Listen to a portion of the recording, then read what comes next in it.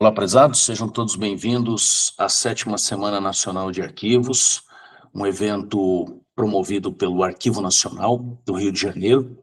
É com grande satisfação que nós, da Rede Paranaense de Arquivos, Centros e Núcleos de Documentação e Pesquisa do Estado do Paraná, estamos participando deste evento de fundamental importância para nós, historiadores, arquivistas, bibliotecários e outros profissionais e pessoas relacionadas ou vinculadas à área das tecnologias da informação, da preservação documental, da educação patrimonial, da história pública e etc.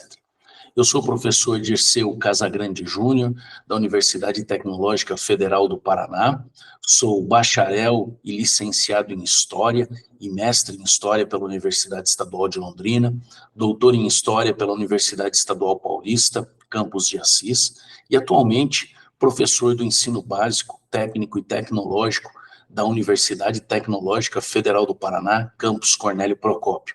De antemão, quero agradecer o reitor da Universidade Tecnológica Federal do Paraná, professor Marcos Flávio de Oliveira Schiffler, e também o diretor do Campus Cornélio Procópio, professor Márcio Giacometti, por proporcionar toda e apoiar a nossa participação nesse evento, e também na Rede Paranaense de Arquivos, Centros de Documentação e de Pesquisa.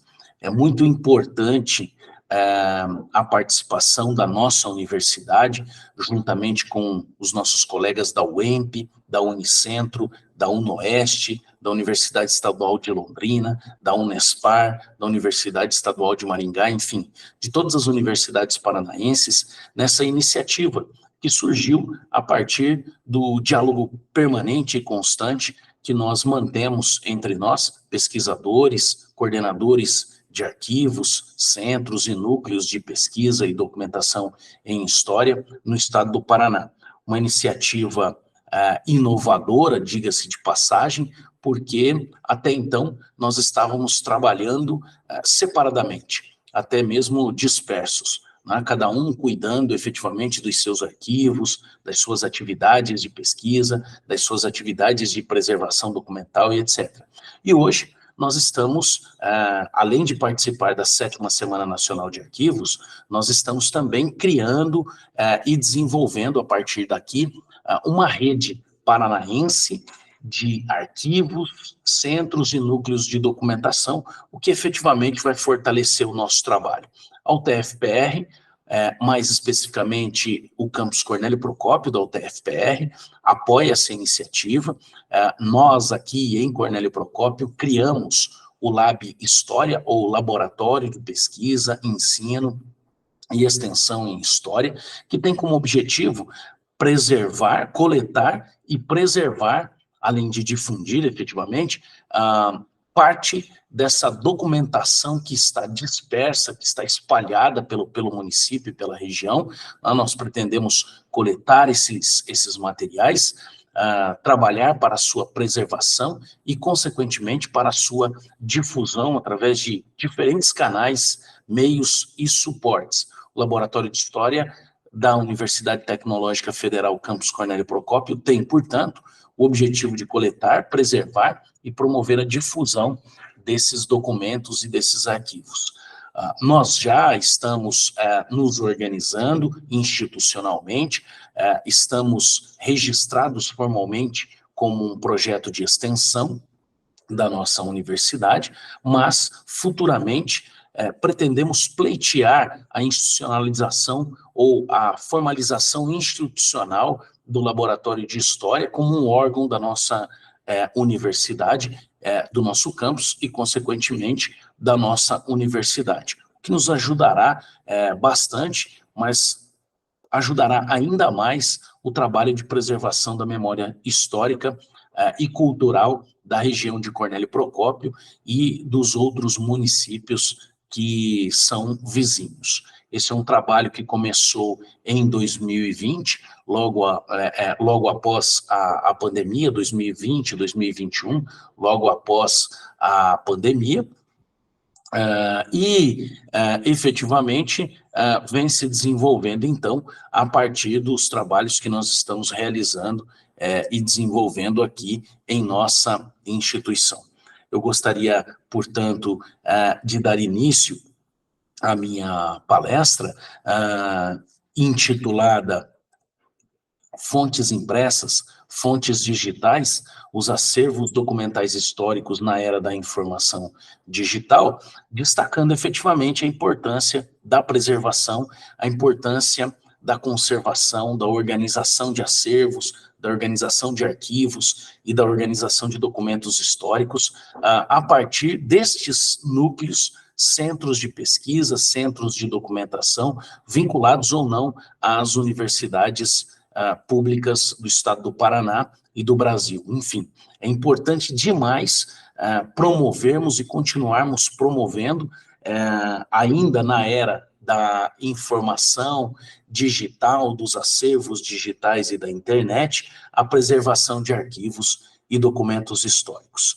Sejam, mais uma vez, todos bem-vindos, obrigado pela oportunidade e espero contribuir de modo significativo para o aprendizado de todos vocês, de todos nós, aliás, nesta 7ª Semana Nacional de Arquivos, evento produzido pelo Arquivo Nacional e da Rede Paranaense, pela Rede Paranaense de Arquivos, Centros e Núcleos de Documentação do Estado do Paraná.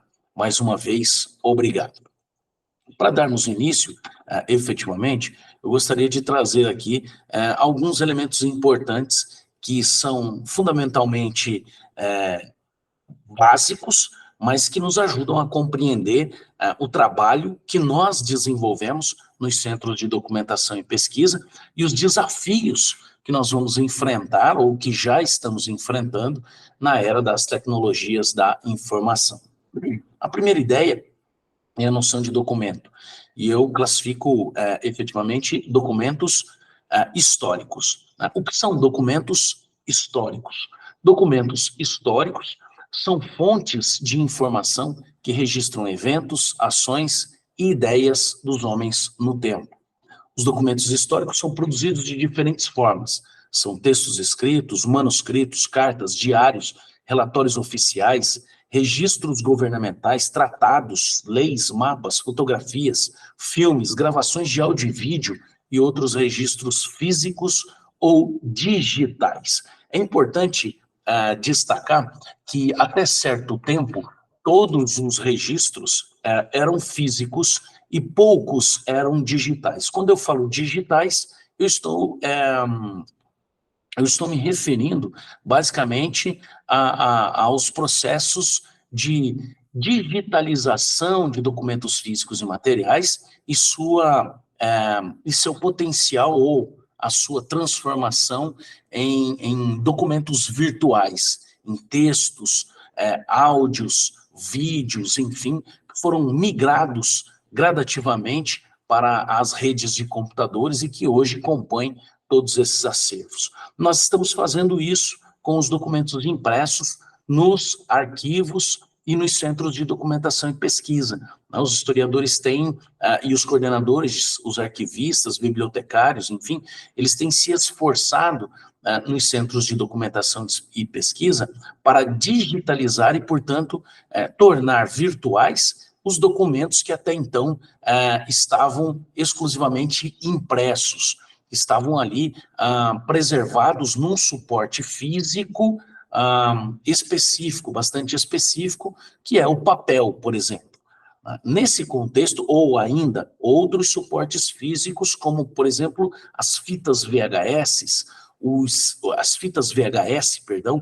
CDs e outros suportes de mídia que até então preservavam essas informações e contribuíam para registrar as informações, os eventos, as ações e as ideias produzidas pelos homens em determinados contextos temporais, espaciais, etc.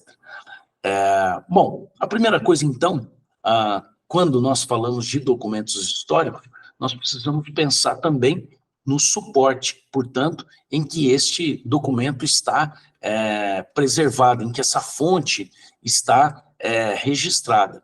E aí eu destacaria, por exemplo, alguns deles, né? Suportes de registro e preservação da informação, alguns desses suportes e registros de preservação da informação, como, por exemplo, as pinturas nas paredes das cavernas, né? As chamadas pinturas rupestres, que são objetos da arqueologia, mas também da história e de outras ciências, e que, portanto, guardam esses registros, preservam esses registros. As tábuas de argila, são suportes importantes. A argila, um material que consagrou, que conseguiu contribuir de modo significativo para a preservação, para o registro e, consequentemente, preservação da informação histórica, dos objetos, desses objetos mais especificamente relacionados à história antiga. Nós ainda temos os papiros, né? Essa é uma trama de papiro, essas imagens, essa primeira imagem mostra uma trama de papiro em que eram escritos ou descritas escritas as informações e descritas diferentes situações relacionadas ao uso cotidiano das pessoas em civilizações mais antigas, assim como o pergaminho. Também materiais que foram, né, que muitos deles conseguiram sobreviver no tempo e, consequentemente, chegaram até os dias atuais relativamente preservados e cujas informações registradas são invariavelmente relevantes, né, fundamentalmente relevantes para o conhecimento histórico e, consequentemente, o desenvolvimento da história enquanto ciência que estuda as ações dos homens no tempo.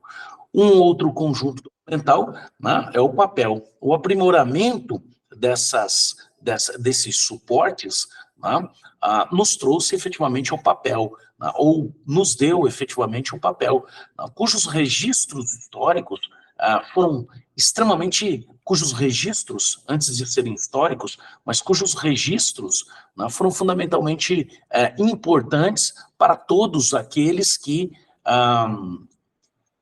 tinham essa necessidade de produzir registros. Nós somos sociedades da escrita e, portanto, nós temos essa necessidade constante, permanente, e que vai se desenvolvendo de modo dinâmico de promover registros de todos os tipos. E esses registros estão, muitas vezes, ou na maior parte das vezes, vinculados ao papel ou são efetuados ao papel como suporte extremamente importante. Além do suporte, nós temos ainda as tecnologias, né, os equipamentos que vão nos ajudar a garantir o suporte, como, por exemplo, a máquina de escrever ou as canetas tinteiro, né, as canetas de pena. Todos esses elementos juntos e combinados, eles contribuem de modo efetivo para a produção da informação e do conhecimento a partir do registro dessas informações e desses conhecimentos, bem como para o próprio desenvolvimento da pesquisa em história num segundo momento, uma vez que é a partir desses equipamentos e, consequentemente, e também desses suportes que nós temos acesso às informações históricas de modo relevante. Aqui duas imagens, né, que nos ajudam a compreender bem o que são esses suportes. Uma máquina de escrever bastante antiga, é claro que existem outros modelos e marcas. Esse é um equipamento que foi bastante utilizado, foi aprimorado, até os dias atuais é possível encontrar locais e pessoas utilizando este equipamento, embora o computador já tenha substituído em praticamente todos os locais este equipamento, mas ainda é possível encontrá-la, ainda é possível localizá-la em alguns escritórios, ou mesmo em casas, ou outras instituições e organizações que necessitam registrar de um modo mais elaborado, digamos assim, algumas das suas as informações que produzem efetivamente. Assim como a caneta, né? A caneta ainda é amplamente utilizada, todos nós utilizamos cotidianamente a caneta, né? Utilizávamos modelos, né, no início do século, final do século passado, início desse século, utilizávamos modelos tinteiro, como esses que eu trouxe, modelos também que já eram bastante versáteis, ou seja, já traziam diferentes possibilidades de produção, de escrita e de traçado, né, de escrita, como vocês podem ver na imagem, enfim. E hoje nós temos uma infinidade gigantesca desse material. Com a criação e o surgimento da caneta esferográfica, esses tipos foram substituídos. Laszlo Biró criou a caneta esferográfica a partir, inspirando-se, inclusive, nesse outro equipamento, num outro equipamento que eram as prensas e as tipografias, né, as prensas tipográficas. Aqui nós temos, né, uma prensa que está exposta no Museu de Munique, e ela é bastante interessante, é um equipamento bastante grande, bastante interessante, e também, numa segunda imagem, nós temos os tipos tipográficos. Né? O tipógrafo, um profissional que trabalhava, né, em alguns lugares ainda trabalha, se bem que de uma forma bastante reduzida, ele produzia essas junções de palavras a partir desses tipos tipográficos que eram gravados no papel nesses grandes equipamentos, nessas grandes máquinas que nós conhecemos como prensas. Perdão. É claro que hoje também as prensas já foram amplamente substituídas pelas máquinas de impressão automáticas e digitais, como, por exemplo, as impressoras. Então, nós estamos percebendo e experimentando uma mudança relativamente significativa nos tipos de suportes e também nos tipos de equipamentos que vão sendo desenvolvidos a partir da atividade criativa e inovadora que nós experimentamos em nossas sociedades. Desse modo, nós podemos dizer que nós estamos, entre aspas, num momento em que as fontes impressas se vincularam efetivamente com novos equipamentos, mas que esses novos equipamentos conduziram ou estão conduzindo, né, as fontes impressas ou os materiais impressos para os materiais digitais ou virtuais. Nesse contexto, o trabalho do historiador também é afetado, uma vez que, para nós, os documentos impressos e os documentos virtuais são fontes efetivas para o estudo da história. Nesse aspecto, portanto, nós estamos experimentando um período em que as fontes impressas estão sendo transformadas em fontes digitais ou fontes virtuais. E isso impõe uma série de desafios que, mais para o final da nossa palestra e da nossa participação, eu pretendo explorar com um pouco mais de cuidado. Bom, esses materiais, em termos objetivos, né, tanto os materiais registrados em diferentes suportes, máquinas e equipamentos, eles também são fontes para a história e, consequentemente, são fontes da cultura material e, consequentemente, foram preservados. Não? O Arquivo Nacional, por exemplo, né, nessa imagem nós temos aí duas fotografias do Arquivo Nacional, uma da fachada do prédio do Arquivo Nacional e uma outra de uma das salas ou locais de preservação dos documentos impressos. Ele é responsável, assim como os centros de documentação e museus, as pessoas que atuam nesses locais são responsáveis pela preservação da memória histórica e dos documentos que reconhecidamente possuem valor histórico e reconhecidamente possuem valor cultural e que devem ser, portanto, preservados. Não? Porém, o que nós verificamos é que este modelo de preservação em corredores, guardados estantes e caixas, né, com todos os materiais impressos guardados lá, de um modo geral, eles precisam receber uma atualização daquilo que nós chamamos de suporte. Daí a necessidade de digitalização e tornar a difusão virtual desses acervos, desses arquivos e desses documentos uma prática constante.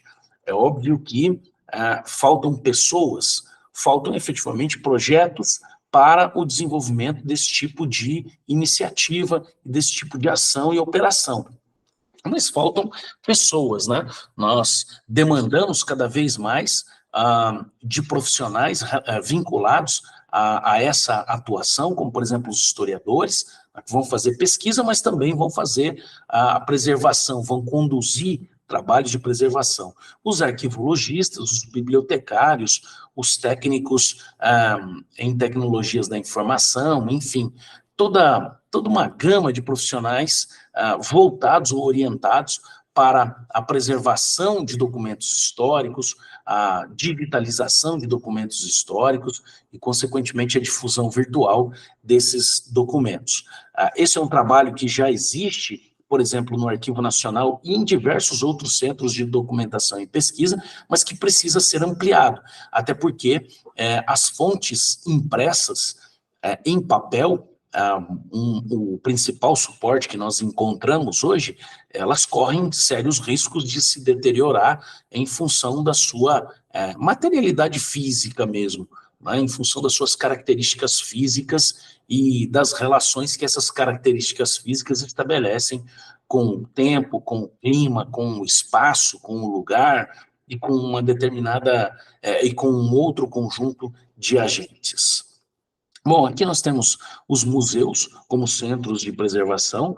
Na primeira imagem, a maior, nós temos o Museu Nacional, que infelizmente em 2018, em função de um incêndio, nós vimos uma parte importante de todo o acervo que estava preservado ali desde 1818, ano da sua fundação.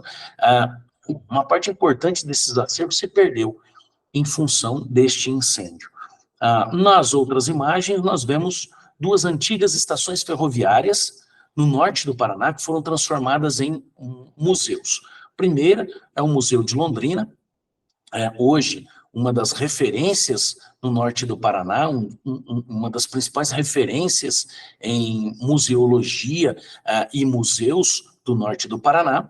E na parte de baixo, o Museu de História Natural de Cornélio Procópio, que também está abrigado na estação ferroviária do município, na antiga estação ferroviária do município, um prédio que foi cedido para sediar, para abrigar o Museu de História Natural do nosso município, que conta com uma coleção bastante grande e importante de animais empalhados, de diferentes biomas, enfim, há todo um conjunto, um acervo bastante importante e que nos ajuda a compreender melhor a vida, os biomas, os animais, enfim, aqui no norte do Paraná, a partir do Museu de História Natural, que é um projeto do professor Galdino e que está abrigado pela Universidade Estadual do Norte do Paraná, desenvolvido na Universidade Estadual do Norte do Paraná,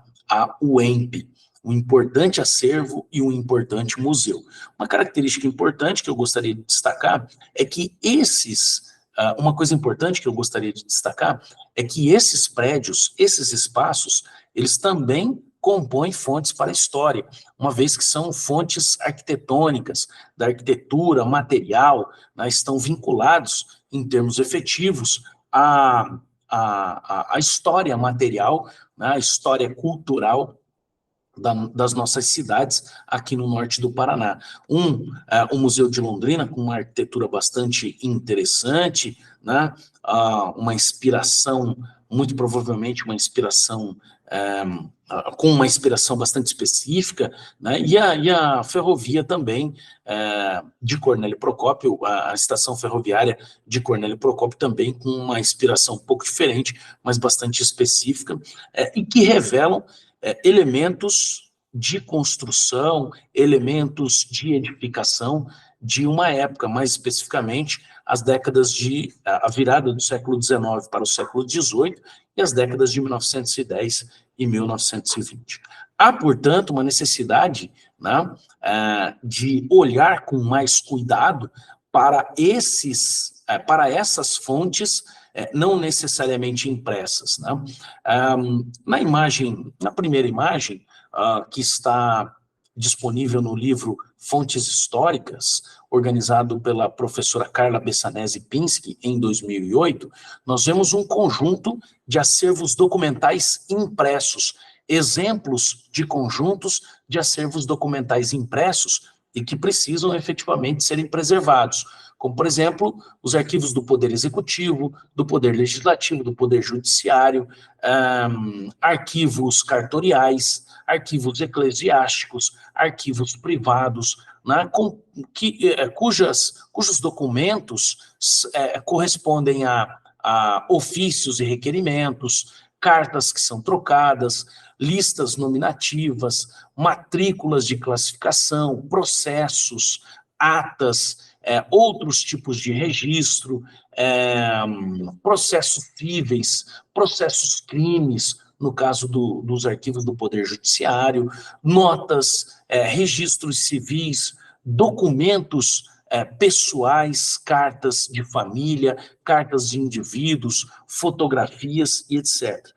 Uma das responsabilidades dos centros de documentação e pesquisa, ou dos núcleos de documentação e pesquisa em história, é justamente a preservação, a criação de acervos documentais a partir dessas instituições arquivísticas, mas também sua preservação, né? Coleta, organização e preservação. Procedimentos, aliás, que nós vamos ver com mais cuidado mais à frente. Porém, é importante destacar aqui que uma das nossas responsabilidades, né, enquanto instituições arquivísticas, é a formação, a criação de acervos documentais a partir desses documentos que são coletados junto à sociedade, né, ou junto às próprias instituições que detêm a guarda desses documentos, ou ainda as pessoas, né, que detêm a sua guarda e que efetivamente querem doar para os centros de documentação e pesquisa, até para que esses documentos não fiquem perdidos ou não se percam efetivamente. Um outro conjunto de fontes documentais relacionados às fontes materiais são os artefatos arqueológicos, como aqueles que nós vimos anteriormente, as plaquinhas de argila, os pergaminhos, os papiros, etc. Além das estruturas arquitetônicas e de outros utensílios e objetos, como ferramentas, armas, cerâmicas, joias. Os centros de documentação, mas principalmente os museus, normalmente abrigam esses materiais.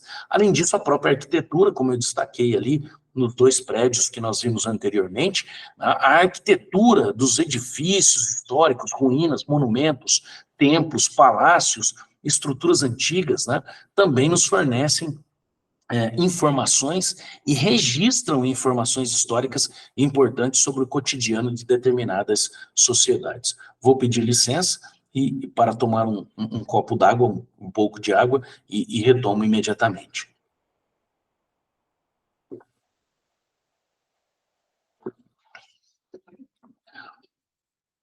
Bom, voltando, nós podemos também pensar como fontes, né, de materiais, físicas e materiais, os objetos relacionados ao cotidiano das pessoas, como os utensílios domésticos, as roupas, os mobiliários, os brinquedos, as ferramentas, e um conjunto infinito de outros objetos, né? Eu destacava, por exemplo, a caneta, a máquina de escrever, a própria prensa, né, objetos do cotidiano, objetos de uso diário, que foram, de algum modo, que permaneceram e que podem ser preservados. Além de arte, artesanato, fotografias e imagens e os documentos impressos, os documentos escritos.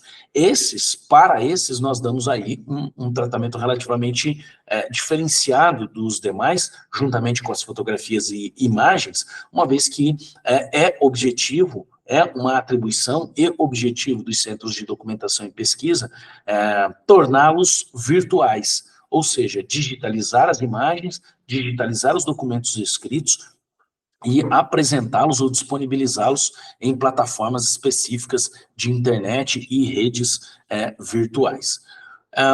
Bom, Mas para isso acontecer, é importante demais entendermos minimamente como funciona essa dinâmica de preservação desses documentos e, consequentemente, de transformação de documentos impressos em documentos virtuais. A primeira coisa que nós fazemos nos centros de documentação e pesquisa, quando recebemos um conjunto de documentos ou de fontes materiais que, para nós, tornam-se efetivamente fontes materiais, de história material, efetivamente a avaliação. A avaliação consiste em identificar e selecionar documentos de valor histórico, administrativo, legal, cultural, reconhecidos e que devem ser preservados. E aí eu faço um pequeno destaque. Toda vez que nós recebemos um centro de documentação, é muito difícil fazer avaliação daquilo que nós devemos preservar e daquilo que nós podemos descartar. Porque para os historiadores, para os arquivistas, para os bibliotecários, para todas as pessoas que lidam efetivamente com esses materiais, quase tudo possui um valor histórico e cultural relevante. De modo que nós ficamos, muitas vezes, entre a cruz e a espada, no sentido de o que preservar, o que conservar e o que descartar. Este é um grande desafio no trabalho dos historiadores e daqueles que trabalham com os documentos e as fontes impressas e as fontes históricas em termos efetivos. Em seguida, promove-se a classificação desse material, ou seja, o agrupamento desses documentos em categorias ou classes específicas, com base em critérios pré-estabelecidos e, consequentemente, baseados em normas técnicas bastante rigorosas, normas técnicas de biblioteconomia, de arquivística e da própria classificação de documentos efetuadas pelos historiadores bastante rigorosas. Mas, num segundo momento, a classificação é fundamentalmente importante. A ordenação é a terceira etapa, ou uma terceira etapa, é quando os profissionais que estão lidando com esses materiais organizam esses documentos dentro de cada classe ou categoria, seguindo ordens lógicas, cronológicas e outros critérios de ordenação. A descrição é a quarta etapa e é uma das etapas mais importantes do trabalho, porque não basta simplesmente identificar um documento de determinado valor histórico e cultural, classificá-lo e ordená-lo, você precisa descrevê-lo. Porque a descrição é o momento em que você, ou em que o profissional dessa área, ele, em termos efetivos, vai promover o primeiro passo orientado para a difusão desses acervos, torná-los públicos. E daí é importante fazer a criação a partir de instrumentos de pesquisa, como, por exemplo, inventários, catálogos, guias, fornecer informações sobre os documentos, entre eles título do documento, data do documento, autor do documento, assunto, localização em que ele foi produzido, como ele foi produzido, situações em que ele foi produzido, o suporte em que ele se apresenta, sobretudo quando nós tornamos o documento virtual, é importante informar em que suporte ele está apresentado ou está constituído. A indexação é a atribuição de palavras-chave ou termos e assuntos ou documentos que vão facilitar justamente a pesquisa, uma vez que é impossível, muitas vezes inviável, ao historiador ou ao pesquisador ou qualquer outra pessoa interessada em acessar esses documentos, é muito difícil olhar documento por documento, ler documento por documento, até encontrar aquilo que se pretende. Nesse aspecto, portanto, é fundamental a atribuição de palavras-chave ou termos de assuntos aos documentos, indexando-os a partir desses elementos, dessas palavras e desses termos. A preservação é a garantia de conservação dos documentos no longo prazo, protegendo-os de danos físicos, como, por exemplo, umidade, luz solar, insetos, entre outros agentes que podem causar algum tipo de dano nos documentos e que invariavelmente causam, e o que envolve o armazenamento adequado, a conservação física e, percebam, a digitalização para a preservação digital. A digitalização para a preservação digital, ela tornou-se possível para nós a partir, tornou-se necessária e, consequentemente, possível a partir da criação da internet, há cerca de 30, 40 anos atrás, bem como da ampliação da utilização da internet. Ela abriu uma possibilidade importantíssima de preservação de documentos, que é tornar digitais todos os documentos físicos e materiais que até então estavam, encontravam-se exclusivamente nesse suporte e que, para os quais não havia outra alternativa senão preservá-los efetivamente nesses suportes. Tá? Digamos, para o historiador ainda não há, né? O documento físico ele precisa ser preservado, não há outra alternativa. Nós podemos atualizar o suporte, transformando o suporte material, o documento, tá, do seu suporte material, tirando o documento do seu suporte material e passando para o suporte digital? Sim, mas o suporte material precisa ser, o documento no suporte material, físico e material, precisa ser preservado. Num último momento, é claro que essas etapas, é claro que existem outras etapas, mas essas são as triviais, né? Aquelas que são as básicas, né? Etapas básicas e necessárias, mas de modo geral, a última etapa é o acesso. É quando o centro de documentação, o núcleo de pesquisa, ele disponibiliza para o público interessado todos esses documentos e como nós estamos fazendo, como nós estamos na era da internet, na era da informação, das tecnologias da informação, nada melhor do que disponibilizar esses documentos em plataformas digitais bastante específicas e que têm justamente esse fim. Nós podemos citar aí, por exemplo, o Pergamon como uma base, uma plataforma interessante. Nós podemos citar, por exemplo, o ICA Atom como uma outra plataforma interessante, além das plataformas mais básicas e elementares de disponibilização, como a própria internet ou as redes sociais.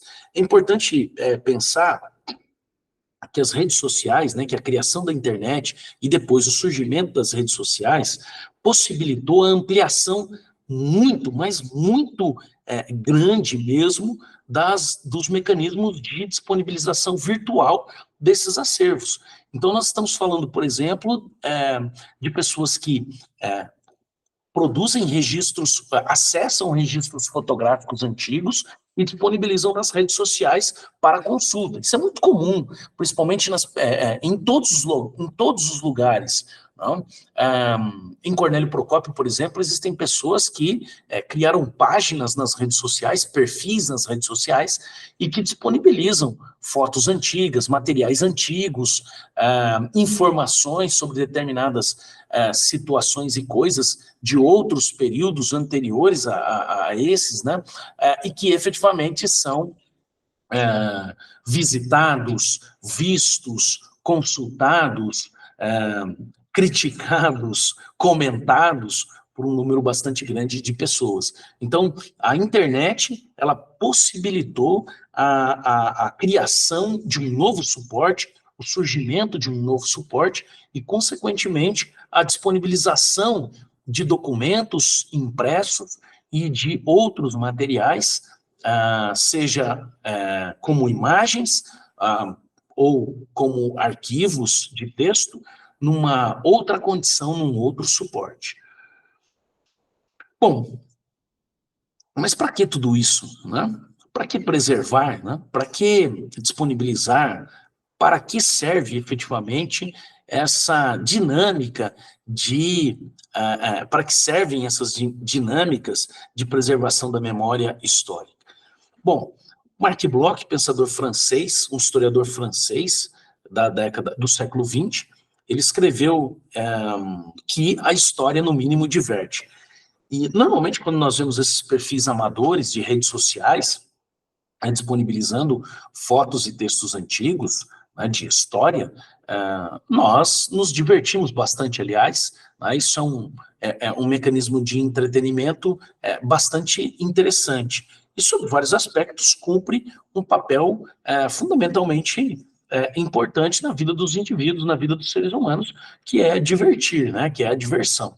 Porém, é importante destacar que, para além da diversão, para além do entretenimento, para além do divertimento, nós temos, então, uma outra gama de situações que vão nos ajudar, em termos efetivos, a compreender, por exemplo, como as pessoas viviam em determinados períodos, o que elas produziam, o que elas eram capazes de produzir, como elas produziam, o que elas faziam com esses produtos produzidos efetivamente, né, como elas os utilizavam, etc.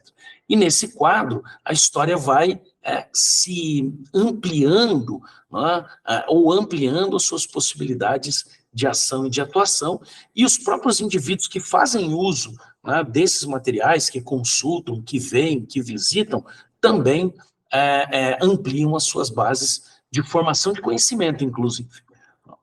Bom, só que a memória, de modo geral, né, ou lembrar e esquecer de fatos e acontecimentos, ela enfrenta um desafio diferente no século XX e no século XXI, no final do século XX e no século XXI. Eu estou falando da relação entre a memória e a barra de rolagem. Não? Isso é uma inquietação muito particular, mas não só minha, mas de outros colegas com os quais já tive a oportunidade de discutir, né? Até como e quando, né, a nossa capacidade cognitiva de adquirir, armazenar, lembrar, esquecer e utilizar as informações e experiências adquiridas ao longo do tempo serão efetivamente importantes na era daquilo que nós chamamos de barra de rolagem. Né? Eu trouxe uma imagem aí, é uma imagem ilustrativa, né, de como evoluiu, entre aspas, a barra de rolagem, né, como ela foi se desenvolvendo e se apresentando de modos e formatos diferentes, alguns deles até mais eficientes do que os outros, ao longo do tempo, desde a década de 1980, desde o início da década de 1980, né, quando a Xerox criou um primeiro desenho, um primeiro formato e um primeiro mecanismo que hoje nós conhecemos muito bem e que são a barra de rolagem. É por meio da memória que somos capazes de lembrar fatos, eventos, pessoas, habilidades, conhecimentos e emoções. Ela desempenha um papel fundamental na formação da identidade individual e coletiva, permitindo que os homens se relacionem com o tempo, passado, presente e futuro, de maneira diferente, de modos diferentes. Mas e a barra de rolagem? A barra de rolagem, ela até que ponto ela afeta os nossos comportamentos e as nossas atitudes em relação a essa função cognitiva mais específica? Então, além da transição do mundo físico e virtual, do suporte físico e material para o suporte virtual, nós temos mudanças de atitudes e mudanças de comportamentos a partir do momento em que esses materiais estão sendo disponibilizados para nós. Se antes, muitas vezes, né, as pessoas tinham que se deter ou demorar um tempo mais longo na frente de um documento para fazer a leitura, muitas vezes elas só tinham uma folha do jornal, muitas vezes elas só tinham uma página do livro, muitas vezes elas só tinham o livro, ou um jornal, mais especificamente, esse material ele tinha que ser compartilhado entre todos, e esgotava-se ali todas as possibilidades daquele material, todas as possibilidades de leitura, todas as possibilidades de interpretação, ou muitas possibilidades de leitura, muitas possibilidades de interpretação e conhecimento, com a internet, com a barra de rolagem, com as redes sociais, nós estamos consumindo as informações de um modo mais rápido, sem muitas vezes nos atentarmos para os detalhes. É verdade que estamos lendo cada vez menos e é verdade que estamos lendo cada vez textos mais curtos. E isso traz implicações bastante grandes não só para a nossa capacidade, desenvolvimento da nossa capacidade cognitiva, mas também para a nossa capacidade de lembrar e preservar a memória. Nós estamos, diríamos, experimentando um momento em que a última informação é efetivamente aquela que vale, independentemente dela ser verdadeira ou não. E isso é um perigo, isso é um risco que nós estamos correndo em todos os aspectos. Nessa problematização entre memória e barra de rolagem, a gente pode pensar, por exemplo, que a história está diante de novos problemas e novas abordagens, parafraseando uma obra fantástica organizada pelo historiador francês, pelos historiadores, né, Jacques Le Goff e Pierre Nora. Da conectividade à ultraconectividade, né, esses são os novos problemas para os quais o historiador, o arquivista, o bibliotecário e todos os outros profissionais que lidam com preservação de memória histórica vão ter que efetivamente lidar daqui para frente. A barra de rolagem é apenas um deles, né? Ou a maneira como as pessoas utilizam, acessam e utilizam a informação, né? Rolando as informações para baixo, buscando novas informações o tempo inteiro, buscando visualizar, sem antes experimentar ou esgotar, de algum modo, a informação que tinham acessado num primeiro momento. Isso se dá em um cenário, em um contexto, em que a velocidade e o alcance das transformações e o movimento dinâmico das informações vinculados ao desenvolvimento tecnológico são uma realidade patente, verificável em todos os seus aspectos. A velocidade é um elemento importante, é um dado importante das práticas, dos comportamentos e das atitudes das pessoas. Nós exigimos cada vez mais velocidade dos nossos equipamentos, nas coisas que fazemos, enfim, há uma tensão significativa entre o lento e o veloz tem a preferência da maioria das pessoas, goza da preferência da maioria das pessoas. Além disso, perdão novamente, há uma ampliação das ferramentas e plataformas acessíveis via internet. As redes sociais são um exemplo disso. Hoje, basicamente, muitas pessoas num determinado ambiente, né, estimando aí sempre mais de 90% das pessoas num determinado ambiente, num determinado contexto, possuem acesso às redes de internet ou alguma plataforma ou alguma ferramenta específica de internet. E nesse caso, a internet se torna o grande elemento para abrigar as informações. Então, eram os livros, eram os acervos documentais, os jornais, as fontes impressas, mas agora as fontes virtuais. Os documentos digitais, os documentos virtuais são os grandes suportes, né? Detém aí, digamos, a predominância, a hegemonia de suportes de documentos, arquivos, informações e conhecimentos que os homens são capazes de produzir. Bom, isso, portanto, provoca mudanças nas atitudes e práticas individuais e coletivas cada vez mais atreladas ao mundo virtual e às mídias digitais. Nós estamos cada vez mais vinculados a isso. Para o Centro de Documentação e Pesquisa, o desafio é justamente de levar todas as informações que possuem num suporte específico, seja ele impresso, seja ele físico material, para a internet, para o digital, para o virtual. Esse é o grande desafio, é um desafio que todos estão, com os quais todos estão lidando de diferentes maneiras, com limitações gigantescas de pessoas, equipamentos e possibilidades, bem como com as próprias limitações que os próprios documentos lhes impõem, documentos muito sensíveis, documentos em estado avançado de deterioração e etc. De um modo geral, a gente está vivendo aquilo, né, com o advento da barra de rolagem, da internet da barra de rolagem, a gente está vivendo a streamilização, né, eu criei basicamente esse conceito para tentar explicar, para tentar compreender e, consequentemente, explicar aquilo que estou tentando demonstrar, das práticas e novas formas de relação entre os indivíduos e grupos, e o mundo e as coisas. Então, nós estamos aí muito vinculados à internet, tão vinculados à internet, que muitas vezes o mundo virtual acaba tomando todo o nosso tempo no mundo e no mundo das coisas.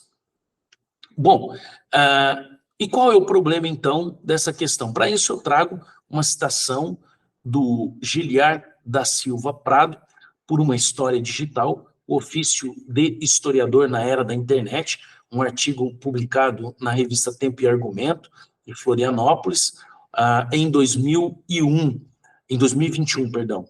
E é um trecho bastante interessante, que cabe aqui uma análise um tanto quanto mais ponderada sobre o tema. Ele diz que há, por exemplo, uma diferença substancial entre pesquisar em um jornal que foi digitalizado e um jornal que nasceu digital. Então, nós temos essas duas realidades. Jornais, hoje, muitos municípios já ainda possuem jornais impressos, né, jornais que são distribuídos de mão em mão, né, são produzidos em gráficas e editoras, e são distribuídos de mão em mão para as pessoas, ou até mesmo vendidos. Mas nós também temos esse jornal que já nasceu digital, que já nasceu impresso e que está disponível nas redes e que é acessível às pessoas a partir desse suporte específico, que é o suporte virtual, que é o suporte digital. Em relação ao primeiro tipo de documento, os historiadores comumente recorrem aos mesmos métodos e técnicas de pesquisa que empregariam na análise do jornal impresso, o que faz com que, neste caso, a mudança ocorrida no tipo de suporte no qual as informações estão registradas não resulte em alterações metodológicas no trabalho do historiador. Em linhas gerais, é isso mesmo.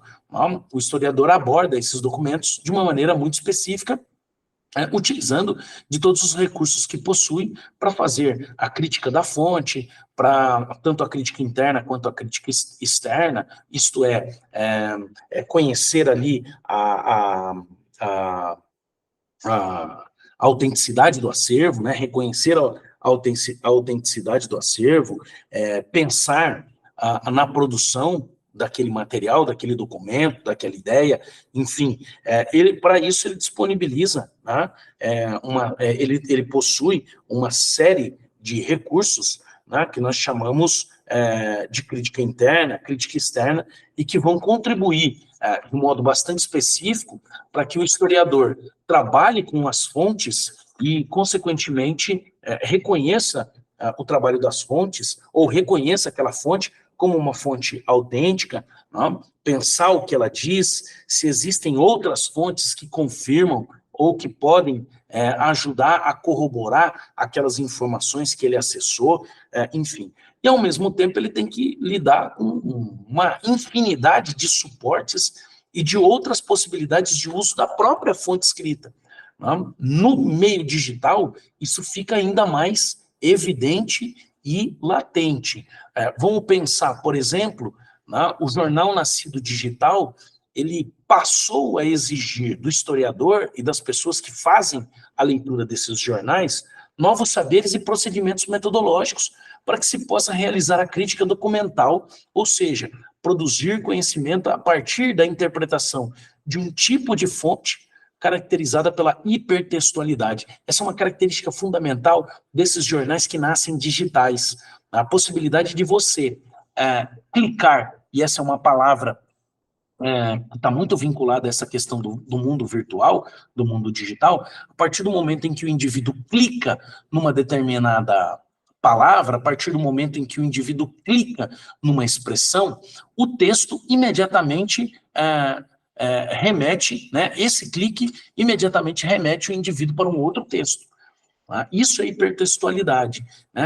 Essa possibilidade de a partir de um único texto, navegar por uma infinidade de outros textos que estão disponíveis a partir de ferramentas muito específicas do mundo virtual. Isso exige de nós, historiadores, pesquisadores, isso já exige do leitor um esforço relativamente grande, tá? Porque ele vai acessar um conjunto bastante expressivo de informações, se quiser, é claro, e quando quiser. Mas, para o historiador, é um desafio, tá? Uma vez que você tem que lidar num texto só, com diferentes tipos de fontes, né, com outras fontes relacionadas. Além da questão da interatividade e da convergência de todos os tipos de mídia.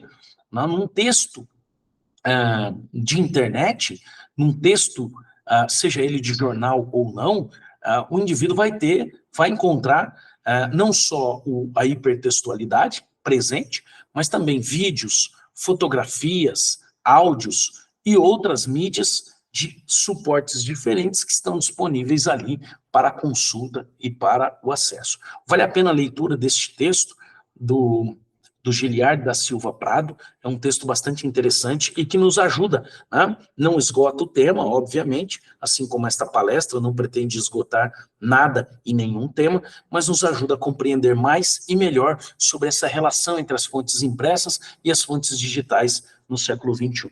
Vou pedir licença mais uma vez para tomar água.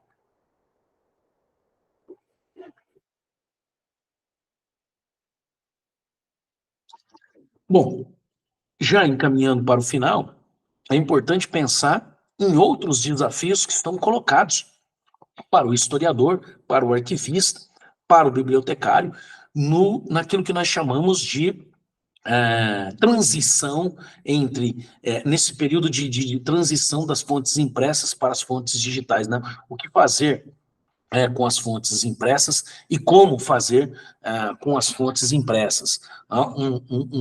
Uma das coisas é a digitalização, tornar virtuais as fontes impressas e as fontes físicas de materiais, levá-las para o ambiente da internet, conduzi-las para o ambiente da internet e, a partir dali, promover a sua difusão. Até porque a difusão desses documentos na internet, ela se dá de um modo muito mais amplo e atinge um número muito maior de pessoas, né? Pode contribuir para o acesso desse documento, contribui certamente para o acesso desses documentos por um número muito maior de pessoas.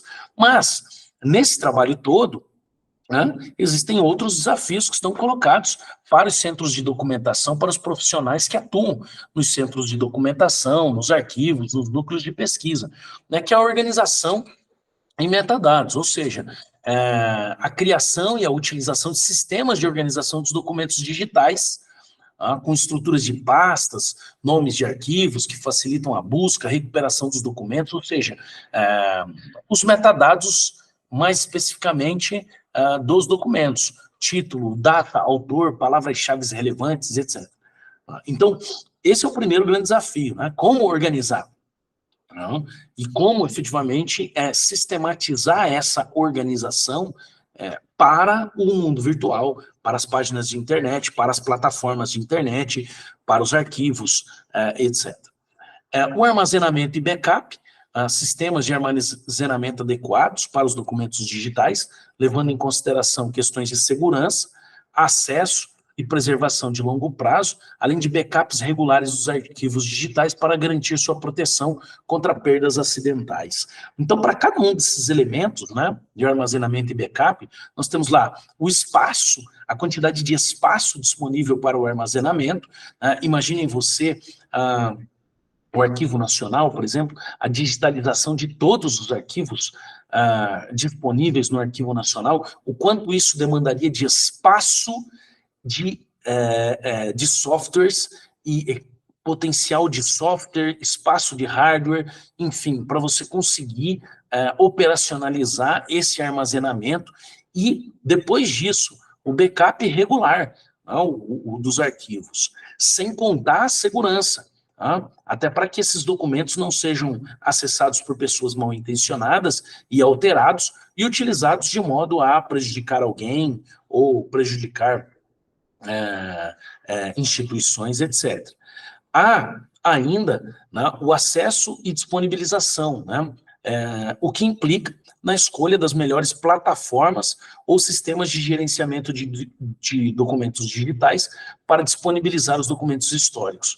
Isso pode ser um site, uma base de dados online, uma plataforma específica para arquivos digitais, enfim. O objetivo é sempre garantir que a plataforma ofereça recursos de busca, visualização e download dos documentos de forma segura, e que garanta efetivamente o acesso e a preservação desses materiais.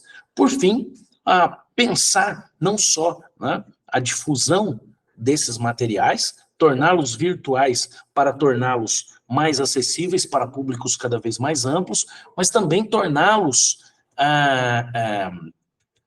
preservar os documentos, criar mecanismos, né, porque o mecanismo digital, a preservação digital tem como mecanismo, tem como objetivo não só preservar o documento físico, mas também preservar o documento nesse suporte virtual.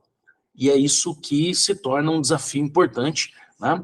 Como migrar, com que formatos trabalhar. É claro que o mundo tecnológico, né, e as tecnologias, elas estão sempre inovando, criando suportes, formatos, práticas diferentes, novas, extremamente importantes, enfim, e que podem contribuir de modo relevante para ampliar as possibilidades de preservação digital. Mas esses são elementos que precisam ser sempre pensados, problematizados, e de algum modo pesquisados pelos próprios historiadores que trabalham ou profissionais que trabalham com a preservação de arquivos. Bom, eu estou encerrando a minha participação neste evento, na 7ª Semana Nacional de Arquivos, e a Rede Paranaense de Arquivos, Centros e Núcleos de Documentação, agradecendo mais uma vez ao TFPR pela oportunidade, pelo suporte, pelo apoio, agradecer aos colegas da Unespar, da UEMP, da Unicentro, da Estadual de Londrina, da Estadual de Maringá, da UNOeste, do PROEX, todos vocês, muito obrigado. Eu espero ter contribuído com esta pequena palestra.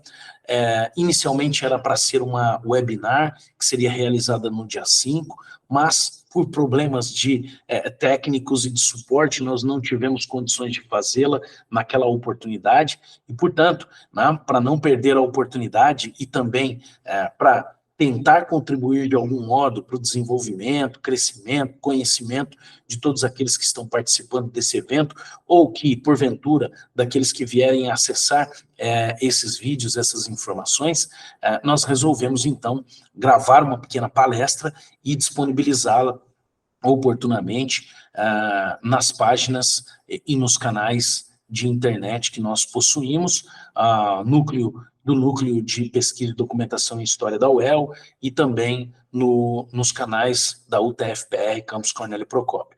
Eu agradeço mais uma vez, fico à disposição de todos vocês. Perguntas podem ser enviadas para dirceujunior@utfpr.edu.br. Vou repetir o e-mail, dirceujunior@utfpr.edu.br, assim como sugestões e críticas. Muito obrigado pela oportunidade, parabéns a todos pela participação, pela organização e realização da 7ª Semana Nacional de Arquivos, sobretudo para os colegas da Rede Paranaense de Arquivos, Centros e Núcleos de Documentação. Muito obrigado mais uma vez pela oportunidade, fico à disposição de todos, um grande abraço, até breve.